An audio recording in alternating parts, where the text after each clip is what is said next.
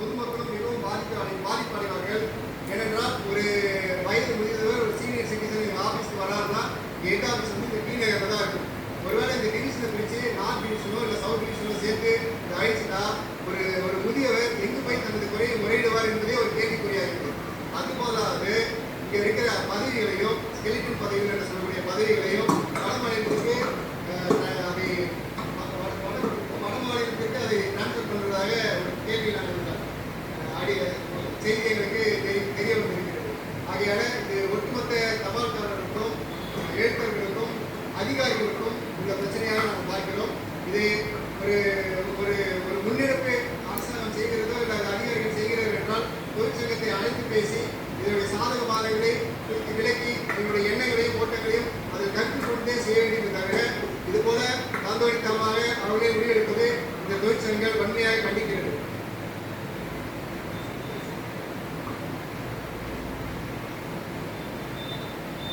இல்லை அது கோரிக்கைகள் அது ஒரு புறம் இருந்தாலும் இதை ரிஃபார்ம் பண்ணுறங்கிற பேரில் வந்து 2 ஆஃபீஸை மர்ஜ் பண்ணுறதும் அப்புறம் இந்த மாதிரி தபால்காரர்களுடைய பணி சுமைகளை அதிகரிக்கிறதும் எழுதக்கூடிய பணி சுமைகளை அதிகரிக்கிறதுக்கும் ஆஃபீஸை குறைக்கிறதுக்குமான வேலைகள் பதவியை குறைக்கமான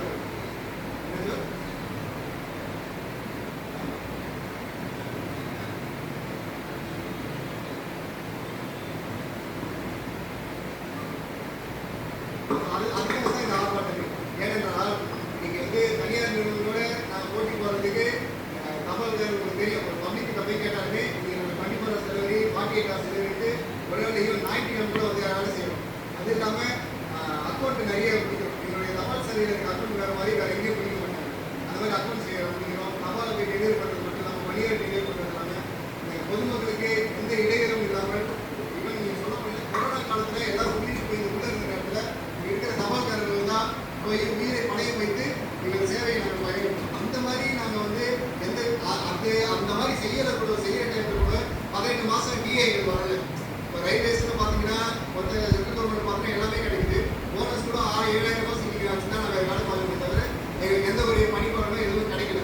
இருந்தாலும் மக்கள் சேவையை கருத்தில் கொண்டு தபால்காரர்களும் எழுத்தர்களும் ஒரு முக்கியமான ஒரு சேவையை கருத்தில் கொண்டு நாங்கள் அதை பண்ணிட்டு இருக்கோம். இந்த இவ்வளவு பண்ணும்போதே இது மாதிரி ஆஃபீஸ் குறைக்கிறது குறைக்கிறது எல்லாம் வந்து இது ஏற்றுக்கொள்ளக்கூடாது. இல்லை எல்லா கோட்டத்துக்கும் இருக்குது. சில கோட்டங்கள் வந்து 40 கிலோமீட்டர் 50 கிலோமீட்டர் இருக்கு. அந்தந்த கோட்டத்தில் குறைச்சாங்கன்னா அது பரவாயில்ல. இங்கே என்ன பிரச்சனைனா இந்த கோட்டத்தை முழுவதுமாக அழிக்கின்றது. சென்னை மத்திய கோட்டம் ஒன்று இருக்கு. அந்த கோட்டத்தை முழுவதுமாக அழித்து சென்னை வட சென்னை கோட்டத்திற்கும் தென் சென்னை கோட்டத்துக்கும் பிரித்து ஆலோசித்து சென்னை கோட்டத்தையே இல்லாத மத்திய கோட்டை இல்லாத கூட பண்ணுவாங்க. அதுதான் இது பிரச்சனை. ஆமாம், அதாவது என்னன்னா இந்த கோட்டத்தை நீங்கள் அழிக்கக்கூடாது. நீங்கள் அந்த இப்போ வட சென்னை கோட்டத்தில் வந்து அதிக ஆஃபீஸ் இருக்குது, தாம்பரம் கோட்டத்தில் அதிக ஆஃபீஸ் இருக்குன்னு நீங்கள் சொல்கிறீங்க. அந்த கோட்டத்திலேருந்து வேணால் இங்கே ஆஃபீஸ் அதிகமாக சேருங்க தவிர இந்த கோட்டத்தை நீங்கள் முழுவதுமாக அழிக்கக்கூடாது. ஏன்னா பல்வேறு அரசியல் தலைவர்களும் பல்வேறு அரசியல் கட்சி ஹெட் குவார்ட்டர்ஸும் இதே கோட்டத்தில் தான் இருக்குது. திமுக, அதிமுக, பிஜேபி, காங்கிரஸ், சிபிஎம் எல்லாமே இந்த கோட்டத்தில் தான் இருக்குது. இப்படி ஒரு அதே மாதிரி சிறப்பு மிக்க வாய்ந்த மயிலாப்பூர் கோயில், சாந்தூர் சர்ச்சு, அதே மாதிரி எவ்வளோ அரசியல் தலைவர்களும் இந்த கோட்டத்துக்குள்ள தான் வராங்க. அந்த மாதிரி ஒரு பிசினஸான சர்வீஸஸ் வந்து இந்த கோட்டத்தில் இருக்க தபால்கள் எல்லாரும் பண்ணிட்டு இருக்கோம். இப்படி பண்ணுறச்ச இது வந்து முற்றிலுமாக அழித்து வேற அந்த கோட்டத்துக்கு போனது வந்து அது ஒரு ஐடென்டிட்டியே இல்லாத மாதிரி பார்க்கணும். நிச்சயமாக வேலை நிறுத்தத்துக்கு போகும், கடுமையாக போராடும்.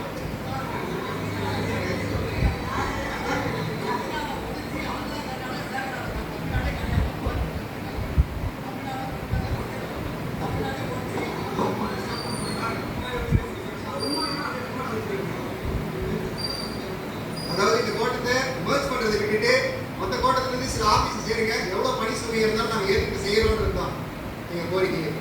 ஒருவேளை இது நிறைவேறலாம் நிச்சயமாக அடுத்த கட்ட போராட்டமாக வேலை நிறுத்தமும் அடுத்தடுத்த போராட்டம் நான் முன்னெடுப்போம். என் பேர் தினேஷ், என்எம்பி P3 செயலாளர் அண்ட் ஜேசிஏ சார்பாக என்ன எம்எல்பிஓ என்எம்பி ஏஏபிடி சேவா ஏஐ பார்ட்டி எல்லாம் சேவா